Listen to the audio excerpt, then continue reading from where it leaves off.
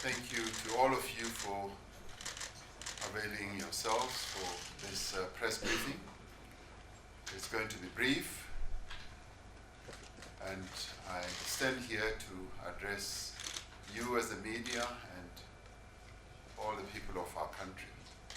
2 days ago, on Friday, the 19th of July, the Public Protector released a report on an investigation into allegations that I, as President, violated the Executive Ethics Code as well as the Constitution. Since then, many South Africans have been calling, tweeting, and sending messages expressing concern about the findings and their implications for their country. I have decided that it is necessary that I should, as President, make a statement on the issue to address these concerns and reaffirm that the work that I was elected to do as President will continue as usual. So there should be no concern about the work of government. When I assumed office as President of the Republic in February last year, I undertook to work with all South Africans in bringing a decisive end to state capture, to turn the tide on corruption, and to restore the integrity as well as the credibility of our public institutions. Since then, as a country, we have made remarkable progress on many fronts. We have taken decisive measures to halt the abuse of public bodies for private gain. The Zondo Commission and the PIC Commission continue with their work.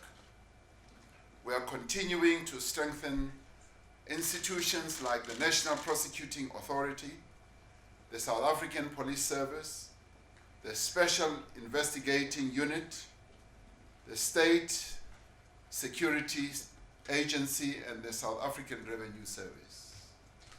All these institutions have been negatively affected by what happened in the past, and the work to strengthen them and to restore them is ongoing.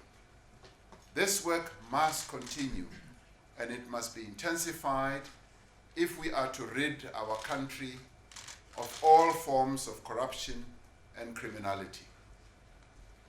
This requires, amongst other things, that we respect and strengthen and defend the institutions that have been established by our Constitution to support democracy and to safeguard the rights of our people. I must say categorically that the Public Protector is one such institution. It carries a constitutional responsibility to investigate any allegations of improper conduct in state affairs or public administration, as well as having the power to take remedial action. It is essential that the Public Protector enjoys the confidence of South Africans, that office acts impartially, without prejudice or favor, and that it is an office that is above reproach. It is essential that the Public Protector acts independently within the law and according to our Constitution. As I indicated on Friday, 19th July, the Public Protector released a report in which she concluded that I violated the Executive Code of Ethics and the Constitution. The findings of the Public Protector that she has made against me are very serious. They allege conduct that cannot and should not be taken lightly by anyone in our country.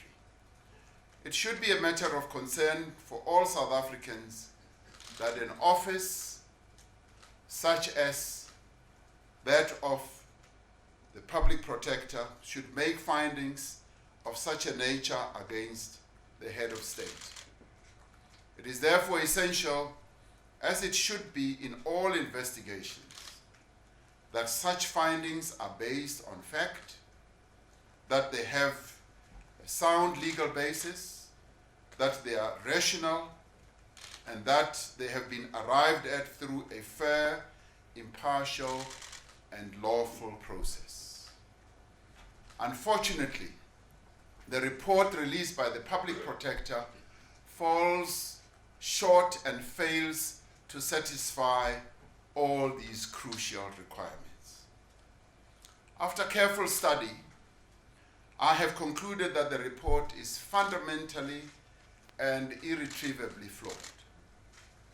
This is strongly confirmed by my legal representatives, who have equally studied the Public Protector's report very thoroughly.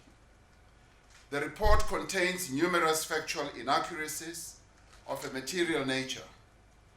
The findings we have found are wrong in law, are irrational, and in some instances exceed the scope of the powers of the Public Protector. Furthermore, in failing to provide me with an opportunity to comment on the proposed remedial action, the Public Protector has violated the provisions of the Public Protector Act, the Constitution, and the principles of our common law. Now, given these deficiencies and consistent with our constitutional architecture, it is appropriate that the courts of our country make a final and impartial determination on this matter. I have therefore decided to seek an urgent judicial review of the Public Protector's report, its findings, and its remedial action. I have instructed my legal representatives to prepare an application to this effect as a matter of urgency.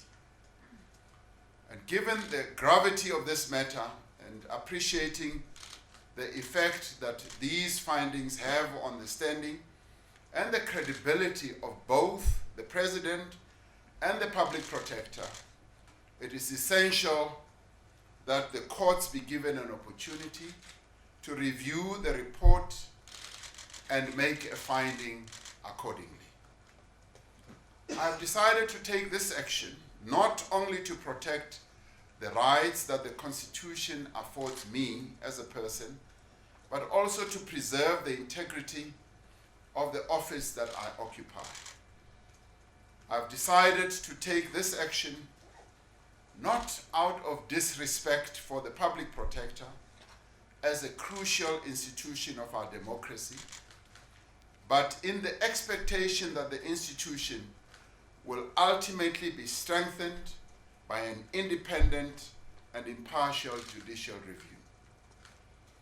My decision to seek a judicial review of this report should by no means be seen as a comment on the person who occupies the office, the competence or motives of the Public Protector. But this is motivated instead by a determination that the law should be applied correctly and consistently. I'm taking this action in the firm belief that the President of the Republic is not above the law, and nor is the Public Protector of the Republic also above the law. The Public Protector is equally bound by the law, and like the President, is answerable to the provisions of our Constitution. It is therefore appropriate that we place this matter before the courts and that the courts should be allowed to make a determination. In the meantime, we will continue with the urgent and critical tasks that are required to be embarked upon to grow our economy, to mobilize investment into South Africa, to create jobs and to reduce poverty. We will not be detracted from the great responsibility we have to advance the interests and the needs of all the people of our country.